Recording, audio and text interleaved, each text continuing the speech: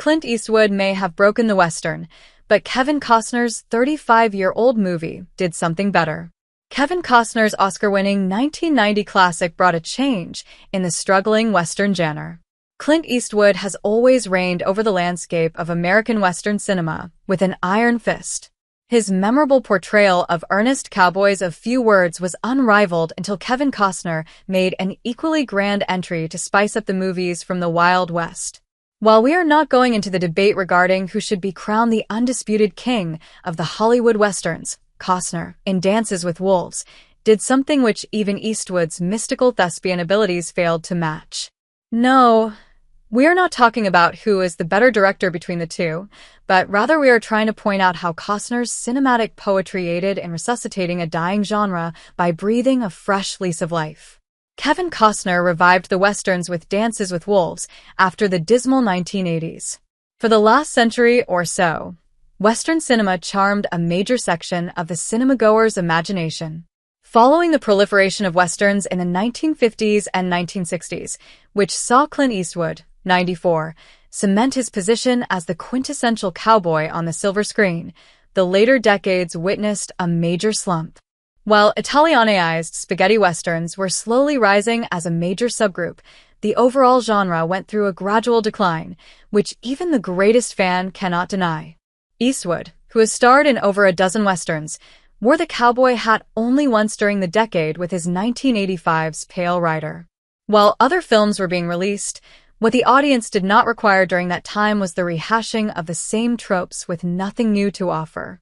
Amid this, Kevin Costner's Dances with Wolves not only came as a breath of fresh air, but also provided the much-needed shaking up in the decades-old genre of American cinema. With the watered-down westerns, along with anti-westerns and satires, slowly increasing in number, the field was ripe for a thought-provoking cowboy film.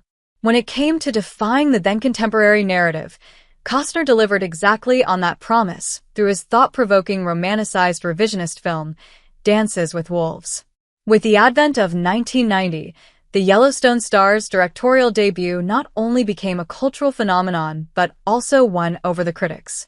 After grossing more than $400 million at the box office, Costner's passion project rounded up its accolades at the Academy Awards by taking home 7 Oscars, including Best Picture and Best Director for the actor himself. However, its importance in the history of Westerns is not restricted only to its successes, as Dances with Wolves successfully opened the floodgate of the neo-Western dramas and films. It inspired a plethora of future projects, including Eastwood's 1992 classic The Unforgiven and Edward Zwick's Legends of the Fall. What worked in Dances with Wolves' favor was not the story, but rather the way the story was told. The film also subverted a few tropes to establish itself as historical commentary of the gritty American frontier, while boldly incorporating the truth behind Native American oppressions. Clint Eastwood may be the star cowboy, but Kevin Costner is the one who revived the genre. Despite the success of Dances with Wolves, it can be argued that had Costner not ventured into westerns with his directorial debut and ushered in the Renaissance, Clint Eastwood would have. The veteran actor probably would have revived the westerns with Unforgiven. Yet, a little corner of our mind cannot help but wonder, what if that wasn't the case? Eastwood's Unforgiven came 2 years after Costner's Dances and followed the revisionist path paved by its predecessor. Though at the end of the day, Eastwood's film went on to become a similar commercial and critical success, while bringing 2 individual Oscars for the Joe Kidd star, the Western's resurgence was not solely done by Unforgiven.